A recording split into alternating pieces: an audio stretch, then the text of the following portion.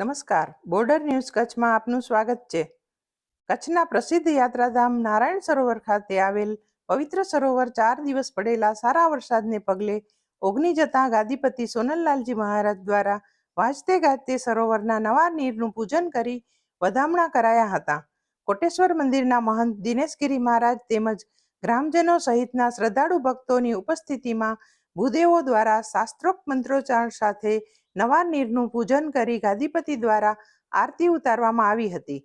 કચ્છના છેવાડે આવેલા તીર્થધામ નારાયણ સરોવરમાં સ્નાન કરવાનું મહાત્મ્ય મોટું છે અને હાલમાં હિલોડા લેતા સરોવરને જોઈને યાત્રાળુઓ પુલકિત થઈ રહ્યા છે. આ વિડીયો લાઈક કરવા અને શેર કરવા વિનંતી છે. જો તમે હજુ સુધી આ ચેનલ સબસ્ક્રાઇબ ન કરી હોય તો આ ચેનલને સબસ્ક્રાઇબ કરી બેલ આઇકોન દબાવવા વિનંતી છે.